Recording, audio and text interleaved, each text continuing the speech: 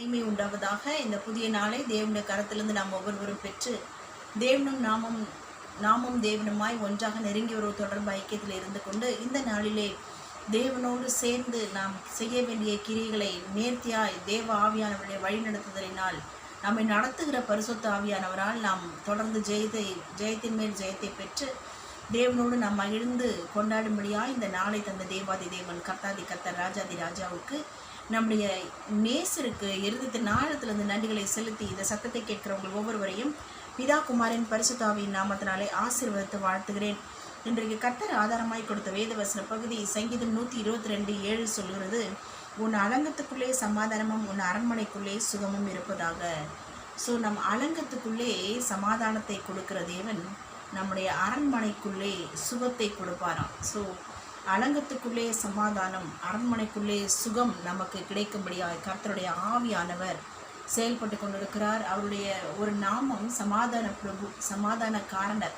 அவர் கலகத்திற்கு தேவன் அல்ல, சமாதானத்திற்கு தேவனாக இருக்கிறார். அவர் எங்கே இருக்கிறாரோ அங்கெல்லாம் தேவ சமாதானத்தை, உலகம் தரும் சமாதானம் அல்ல, தேவ சமாதானத்தை நமக்கு கொடுத்து கொண்டே இருப்பார். அந்த சமாதானத்தை நதியை போல, தேவ நீதியை சமுத்திரத்தின் அலையை போல நமக்கு கொடுத்து கொண்டு வருகிறபடினாலே தான் கர்த்தருக்குள் பலன் கொள்கிற மனுஷன் பாக்கியவான். கர்த்தரை நம்பியிருக்கிற மனுஷன் அவரையே உறுதியாய் பற்றி கொண்டிருக்கிறபடினாலே பூர்ண சமாதானத்துடன் நம்மை காத்து கொண்டு வருகிறார். ஆகவே நம்மை இம்மட்டும் சமாதானத்தின் உடன்படிக்கை நம்மை விட்டு நிலை பெறாதபடிக்கு காலைதோறும் புதிதாக கிருபையினால் நம்மை நிரப்பி கிருபை நம்மை விட்டு விலகாதபடிக்கு ஆட்கொண்டு நடத்துகிற தேவன் நம்மோடு இருக்கிறார். கர்த்தருடைய கிருபை என்றென்றைக்கும் உள்ளதே என்பதை நாம் சங்கீதம் 136 வாசிக்கிறோம். அவருடைய கிருபையினாலே நிலைநிற்கிறோம். ஆகவே இம்மட்டும் அவருடைய கிருபை நம்மை தாங்கி வருகிறது. இனிமேலும் நம்மை தாங்குகிற அவருடைய பூரண கிருபையினாலே நாம் தொடர்ந்து எல்லாவற்றிலும் காரியங்களை நடப்பித்து ஜெயத்தின் மேல் ஜெயத்தை பெற்று மகிழ்வோம். ஸோ இன்றைக்கு கர்த்தர் இந்த வாக்கின்படியாக அலங்கத்துக்குள்ளே சமாதானம், அரண்மனைக்குள்ளே சுகத்தை கொடுத்து கொண்டு இருக்கிறார்.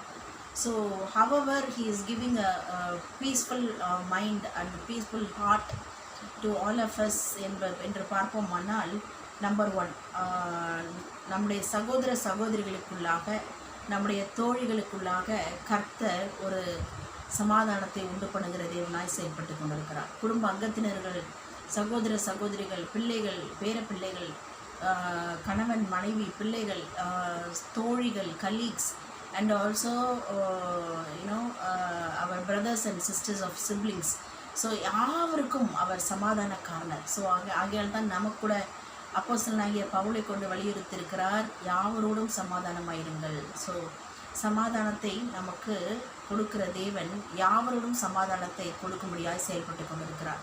Number 2, because of church we are seeking the Lord and we are getting a goodness and peace. அதாவது நம்முடைய தேவ சமூகத்தை நாம் தேடி நாடுகிறபடினாலே, தேவ ஆலயத்தை நாம் நாடுகிறபடினாலே, நாமே ஒரு கரைத்திரை பிழை இல்லாத ஒரு மொபைலிங் சர்ச்சாக இருக்கிறபடினாலே நம்முடைய சமாதானம் கர்த்தரோடு கொடுக்கிற சமாதானமாக இருக்கிறபடினாலே நமக்கு அது நிமித்தமாக நமக்கு நன்மைகள் நம்மை தேடி வரும். ஆகையால் தான் சங்கீதக்காரன் சொல்கிறார், என் ஜீவனுள்ள நாளெல்லாம் நன்மையும் கிருபையும் என்னை பின்தொடரும்.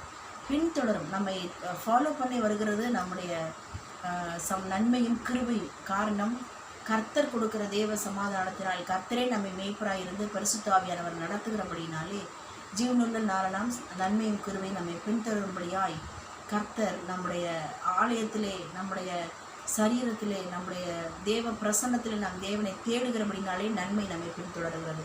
நம்பர் 3, எருசலேமை நேசிக்கிறவர்கள் சுகித்திருப்பார்கள். we are the Jerusalem. So நம்மை நேசிக்கிறவர்கள், நம்மை விரும்புகிறவர்கள், நாம் சொல்லுகிறது நன்மைக்கு எதுவாக இருக்கிறது என்று புரிந்து கொள்கிறவர்கள் சுகித்திருக்கும்படியாய், ஆசீர்வதிக்கப்படும்படியாய் கர்த்தர் சமாதானக்காரனராய் சமாதானத்தை உண்டு பண்ணுகிறார். ஒருவருடைய வழிகள் கர்த்தருக்கு பிரியமாக இருக்கும்போது அவருடைய சத்துருக்களும் அவர்களுக்கு சமாதானமாகும்படியாய் கர்த்தர் செய்வார் என்ற வாக்கின்படியாக நம்முடைய வழிகள் கர்த்தருக்கு பிரியமாக இருக்கிறபடினாலே நமக்கு விரோதமாய் நிற்பவன் யாரும் நிற்க முடியாது. காரணம், கர்த்தரே நம் பட்சத்தில் இருக்கிறார், நாம் கர்த்தர் பட்சத்தில் இருக்கிறோம். ஸோ நமக்கு பூர்ண சமாதானம் தொடர்ந்து இருந்து கொண்டே இருக்கும். அடுத்தபடியாக சமாதானம் நம்மை சமாதானம் பண்ணுகிறவர்கள் பாக்கியவான்கள், அவர்கள் தேவனுடைய பிள்ளைகள். ஸோ யார் சமாதானம் பண்ணுகிறார்களோ அவர்கள் எப்படி இருப்பாங்க? ஆசீர்வதிக்கப்பட்டவர்களாய். சமாதானம் பண்ணுகிறவர்கள் பாக்கியவான்களாய் இருப்பார்கள். ஸோ நம்ம எங்கே இருந்தாலும் அங்கே சமாதானம் உண்டாகும். ஸோ அந்த சமாதானத்தின் காரணர் நமக்குள்ளாக இருக்கிறபடினாலே நாம் போகிற வருகிற இடங்களிலே சமாதானத்தை கர்த்தரே உண்டு பண்ணுகிறவராய் செயல்படுகிறார். லாஸ்ட் பட் நாட் லீஸ்ட், அதாவது கர்த்தரின் நாமத்தை ஸ்தோத்திரிக்கிறவர்கள் பாக்கியவான்கள். கர்த்தருடைய நாமத்தை ஸ்தோத்திரிக்க நாம் அதனால நமக்கு சமாதானம் பெருகும்.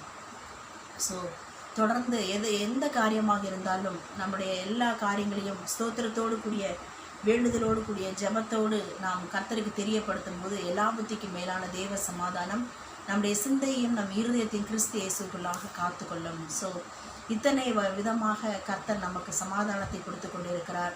அவர் பெயர் சமாதானக்காரனர், சமாதான பிரபு நம்மோடு இருக்கிறார்.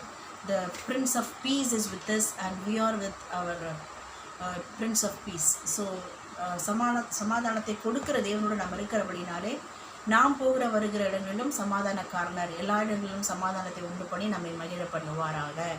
ஸோ கர்த்தர் தாமே கேட்ட வார்த்தையின்படியாக தேவன் கொடுக்கிற சமாதானத்தை, உலக சமாதானம் அல்ல, உலக சமாதானம்லாம் அது ஃப்ராக்ஷன் ஆஃப் செகண்ட் தான், ஆனால் தேவ சமாதானம் நிலைத்திருக்கிற பூர்ண சமாதானமாக இருக்கும். ஆகவே எல்லாவற்றிலும் நம்மை பூர்ணப்படுத்துகிற கர்த்தர், பூர்ண புருஷராய் நம்மை மாற்றிக்கொண்டு வருகிற கர்த்தராலே நாம் பூர்ண சமாதானத்தை பெற்று மகிழ்வோம் என்பதிலே கொஞ்சம் கூட சந்தேகமில்லை. கர்த்தர் தாமே கேட்ட வார்த்தையின்படியாக சமாதானக்காரனராய் நம்மையும் சமாதானம் பண்ணுகிறவர்களாய் பாக்கியவான்களாய் வைத்திருக்கிறபடினாலே அவருக்கு நன்றி செலுத்துகிறேன். இயேசு மூலம் பிதாவே, ஆமென். God bless you all.